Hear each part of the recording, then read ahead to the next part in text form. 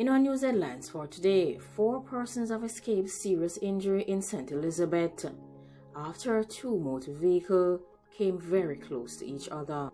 A male in Houston has been charged with some serious matters and has been given 10 years. A mother in Colorado is pleading not guilty to the passing of her daughter. A Jamaican jerk vendor has passed away in Trinidad. And in other news, the police is asking for assistance in locating a missing person, Mr. Campbell. In our first news story, 4 persons escaped serious hurt in St. Elizabeth after 2 vehicles came very close to each other in middle quarters on the main road in St. Elizabeth yesterday. Reports are that a taxi which was traveling towards Santa Cruz swerved into the path of another vehicle, causing a collision. 3 persons from the taxi and the driver of the other vehicle were reportedly not armed. Police and firefighters have since arrived on the scene to clear a pileup of traffic along the major thoroughfare.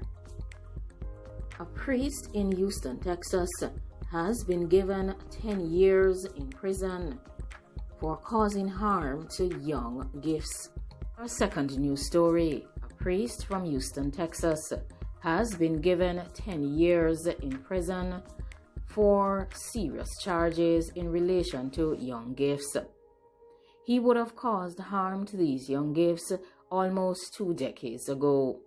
Lopez pleaded guilty last month to 2 counts of indecency, and as part of an agreement with the Montgomery County District Attorney's Office, 3 other indecency charges has been dropped. He will be eligible for parole after 5 years. The 2 counts against Lopez arise from allegations made against him while he was a priest at a church in Conroe, located just north of Houston. In one case, Lopez in April 2000 brought a young gift to his office after confession and later caused serious harm. In another case, a teenage gift was also brought to his office in 1999. Some of these 3 counts that were dropped are in relation to a 3rd gift. Prosecutors say that a 4th victim from a church in a neighboring Harris County, where Houston is also located. During Wednesday's trial, 2 of the persons described the setbacks and successes that they have had in healing from what happened to them. This was the day when these young gifts could speak publicly and without shame about the crimes committed against them privately, and the day when they could finally see some measure of justice being brought against Lopez. According to the attorney for Lopez, his client has accepted full responsibility for his actions and would like to see closure on the matter. There is also the hope that the sentencing of this gentleman would also provide some healing and peace to the gifts and their families. In our third news story, a jerk vendor has passed away in Trinidad. A Jamaican national, Johnson, who is 46 years old, who lived in Trinidad for 14 years, passed away on Tuesday at a hospital due to complications after being given holds on Sunday along the Brian Lara Promenade. The police have since detained a man who is expected to be charged for the passing of Johnson later this week or early next week.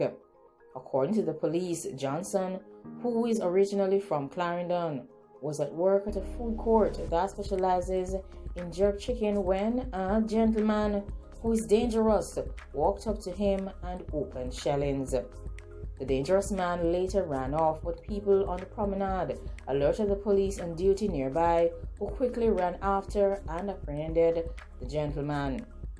Johnson, in the meantime, was taken to the Port of Spain General Hospital, where he was stabilized, while the dangerous man was taken to the police station and questioned. Unfortunately, the Jamaican passed away shortly later. In our next news story, a mother in Colorado has pleaded not guilty to the passing of her daughter. The woman who was charged with the passing of her daughter after allegedly fraudulently portraying her as terminally ill and seeking donations to cover her medical care has pleaded not guilty last Wednesday in Colorado. Ms. Turner's lawyer entered the plea on her behalf during a virtual court hearing in suburban Denver. She appeared by video from jail but only spoke to tell the judge she did not have any questions about the proceedings. Turner was indicted in 2019 on the passing of her daughter. She also was charged with mistreatment, theft, and charitable fraud charges in 2017 after the passing of Grant. Grant was originally thought to have passed away as a result of her illnesses. However, authorities began investigating her passing after doctors became suspicious when Turner allegedly began claiming that her other daughter also had medical problems. Grant's actual cause of passing has not been revealed. It was originally attributed to intestinal failure, but was later changed to undetermined after she was exhumed and an autopsy was conducted as part of the investigations. It found no physical evidence of that illness or other conditions that Turner claimed Grant suffered from. Turner's efforts to fulfill her daughter's bucket list of dreams before she passed drew publicity and donations, including $11,000 at a princess costume party provided by the Make-A-Wish Foundation. According to the indictment, Turner spontaneously brought up Munchausen syndrome by proxy, a psychological disorder in which parents or caregivers seek attention from the illnesses of their children or dependents and sometimes cause them harm that require treatment, while being questioned by investigators, but later denied that she had it. Investigators say that Grant had been using a feeding tube and was admitted in July 2017 to Children's Hospital in Colorado, where doctors said that her nutrition was deficient. One doctor told investigators that Turner wanted to withdraw on medical care and artificial feeding for her daughter because her quality of life was so bad. The doctor further said that Ms. Turner insisted that he sign a do not resuscitate order for her daughter. Doctors have said that Grant wouldn't be able to survive on IV nutrition, and Turner was given the option of taking her home on hospice care. According to the indictment, Grant died a few weeks later.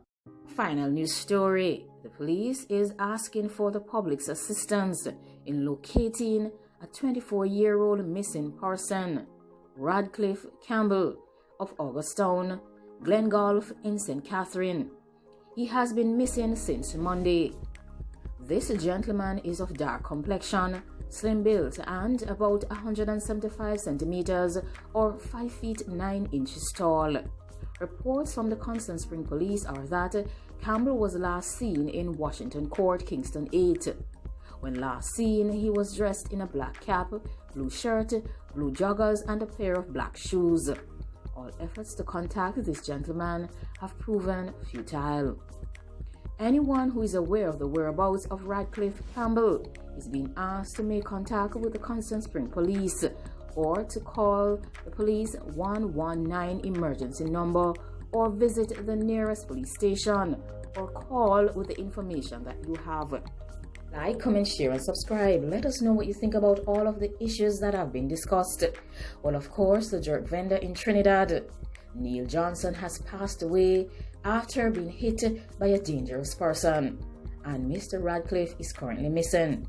If you know his whereabouts or if you have seen him, please make contact with the police. And the mother in Colorado has done some serious issues to her daughter and is being charged with those related matters.